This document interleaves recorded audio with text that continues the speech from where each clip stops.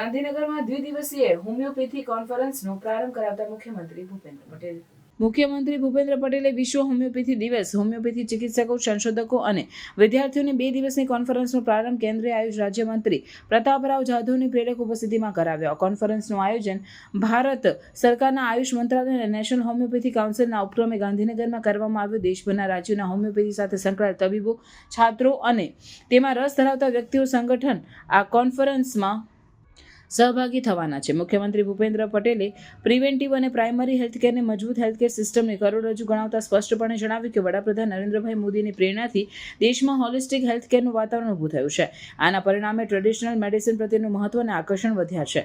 મુખ્યમંત્રીએ આ અવસરે હોમિયોપેથીના પાયાની રચના કરનારા અને માનવ સેવા માટે પોતાનું જીવન સમર્પિત કરી દેનારા ડોક્ટર સેમ્યુઅલ હેનીમેનને ભાવાંજલિ આપી હતી. મુખ્યમંત્રીએ કહ્યું કે અધ્યયન, અધ્યાપન અને અનુસંધાનની થીમ સાથે આયોજિત આ સંમેલન હોમિયોપેથીના વ્યાપ વિસ્તારમાં મહત્વપૂર્ણ બનશે. મુખ્યમંત્રી ભૂપેન્દ્ર પટેલે ઉમેર્યું કે સસ્ટેનેબલ હોમિયોપેથી હેલ્થકેર એપ્રોચ ધરાવતી હોમિયોપેથી સહિતની ટ્રેડિશનલ ઉપચાર પદ્ધતિનું પહેલા ક્યારેય મહત્વ મળ્યું ન હતું.